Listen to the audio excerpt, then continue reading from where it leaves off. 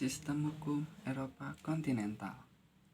Halo, perkenalkan nama saya Teguh Andi Nugraha. NPM saya 221144. I'm here because I want to give presentation.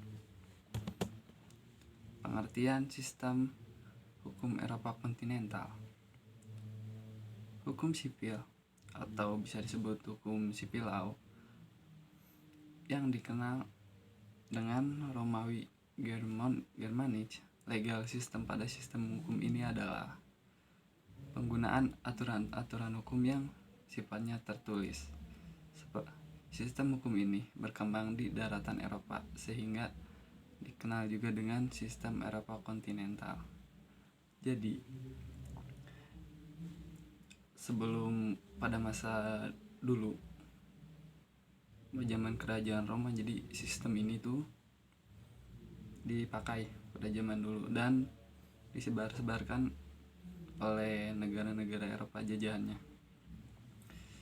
Dalam sistem hukum Eropa kontinental, hukum memiliki kekuasaan yang mengikat karena hukum yang terdiri dari kaidah atau peraturan-peraturan tersebut telah disusun secara sistematis dan kodifikasi atau bisa ya dibukukan gitu. Jadi keputusan pengadilan yang fleksibel atau berubah-ubah gitu. Pada sistem ini peraturan perundang-undangan yang berlaku gitu. Contohnya seperti bisa UUD 45, TAP MPR, UU, peraturan pemerintah, Perpres, MA, keputusan menteri dan lain-lain. Yang pada dasarnya jadi hakim tuh memutuskan perkara dalam hal yang sudah ada dalam undang-undang atau buku gitu. Prinsip utama yang menjadi dasar sistem hukum Eropa kontinental ialah hukum yang memperoleh kekuatan mengikat karena diwujudkan dalam peraturan yang berbentuk undang-undang dan tersusun secara sistematik di dalam kodifikasi atau kompilasi tertentu. Karakteristik hukum Eropa kontinental: adanya kodifikasi, hukum memperoleh kekuatan mengikat. Jadi karena diwujudkan dalam peraturan yang dibentuk dan tersusun secara sistematik di dalam kodifikasi.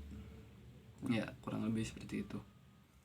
Yang kedua, hakim tidak terikat kepada presiden sehingga undang-undang menjadi sumber hukum yang utama. Jadi hakim tidak mengikuti aturan-aturan hakim sebelumnya gitu terdahulu. Jadi hakim memutuskan perkara melalui undang-undang yang tertulis atau yang tertulis dari yang berada di undang-undang legislatif. Ketiga, sistem peradilan bersifat inkuisitorial. Hakim mempunyai peranan yang besar dalam mengarahkan dan memutuskan perkara. Jadi hakim harus aktif dalam menemukan fakta dan cermat dalam menilai alat bukti.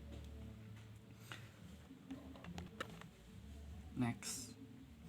Jadi pengaruh sistem hukum Eropa kontinental terhadap sistem hukum nasional dan hukum-hukum di Indonesia. Prinsip-prinsip hukum yang terdapat pada Corpus Juris Civilis itu dijadikan dasar pengumuman dan kodifikasi hukum di negara-negara Eropa daratan seperti Jerman, Italia, Amerika Latin, Asia, dan Asia, termasuk di Indonesia. Indonesia juga termasuk menganut hukum ini, Eropa kontinental.